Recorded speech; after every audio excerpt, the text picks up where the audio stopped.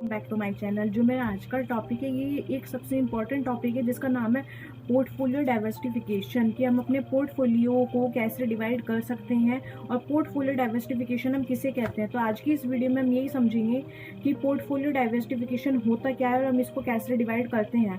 तो चलिए टाइम ना वेस्ट करते हैं, आप पूरी वीडियो देखिएगा एंड तक, आपको जब भी समझ आएगा कि पोर्टफोलियो डाइवर्सिफिकेशन सिंपली होता क्या है। डाइवर्सिफिकेशन का जो मीनिंग होता है हिंदी में उसको हम कहते हैं विविधता।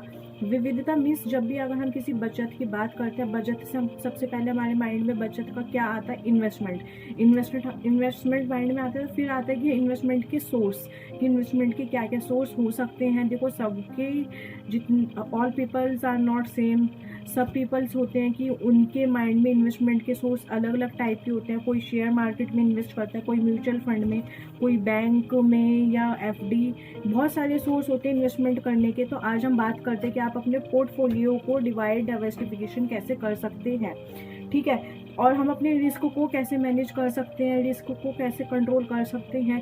अगर हम सब वो एक होती है ना बात की, रिस्क छोटा तो प्रॉफिट भी छोटा, रिस्क बड़ा तो प्रॉफिट भी बड़ा। तो आज हम वही बात करते हैं, ठीक है। तो इसके लिए हम सबसे पहले देखते हैं कि हम अपने सोर्स को क्या कैसे कर सकते हैं। और अपने जो पोर्टफोलियो होता है उसको अपने, सपोज आपके पास 1 लाख है, 1 लाख को अगर आप 7 to 8 जगह डिवाइड करते हैं, 1 लाख को एक ही जगह इन्वेस्ट ना करके उसको डिवाइड करते हैं, उसको ही सिंपली कहते हैं डाइवर्सिफिकेशन।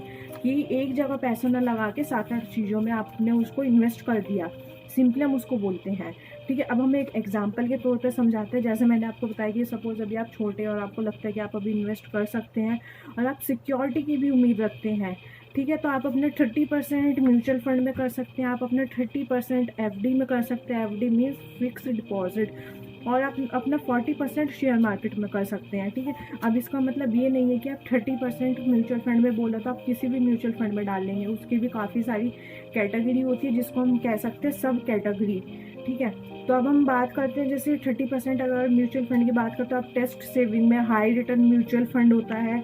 ये small cap, mid cap, large cap companies होती है, आप इनके भी म्यूचुअल फंड्स में देख सकते हैं, ठीक है। मेरी बात आती है 40% शेयर मार्केट की। तो शेयर मार्केट का मतलब भी ये नहीं हुआ कि अगर आपके पास 1 लाख है तो आपने कोई भी एक कंपनी का स्टॉक पकड़ा और आपने 1 लाख उसमें डाल दिया।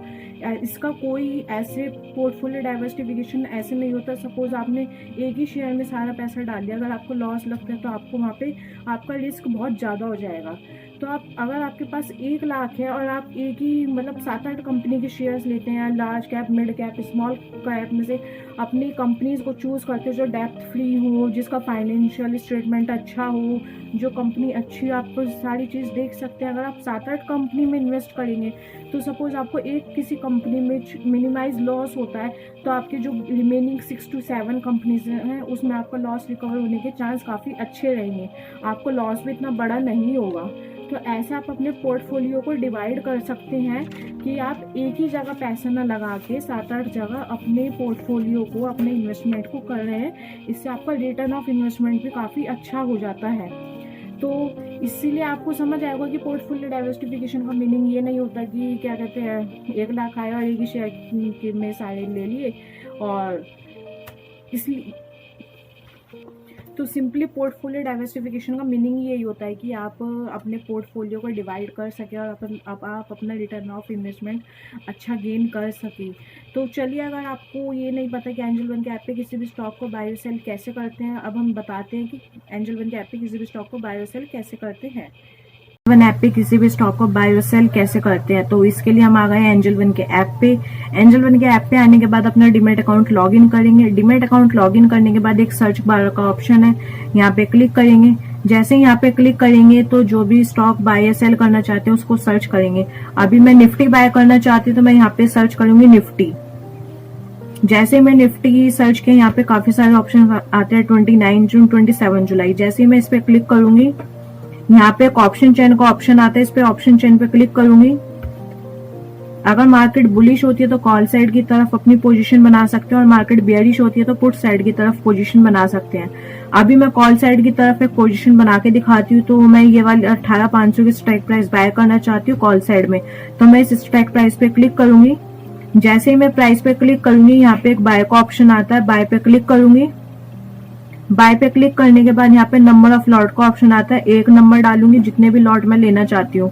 उसके बाद जो मेरी इन्वेस्टमेंट आती है वो यहाँ देख सकते हैं 4,807 रुपए प्लस चार्जेस भी आप यहाँ पे क्लिक करके देख सकते हैं। बाय पे क्लिक करूंगी, जैसे ही बाय पे क्लिक करके कंफर्म करूंगी जो मेरा ऑर्डर है वो प्लेस हो जाएगा। अगर अभी तक एंजल वन में डीमेट अकाउंट ओपन नहीं है तो डिस्क्रिप्शन बॉक्स में लिंक है, वहां से अपना डीमेट अकाउंट ओपन कर सकते हैं बिल्कुल free of cost. Even 1 year AMC charges भी बिल्कुल फ्री है। ये वीडियो सिर्फ एक एजुकेशनल पर्पस के लिए, अगर किसी भी स्टॉक में अपनी पोजीशन बनाना चाहते हैं तो अपना टेक्निकल एनालिसिस जरूर करें। Thanks for watching.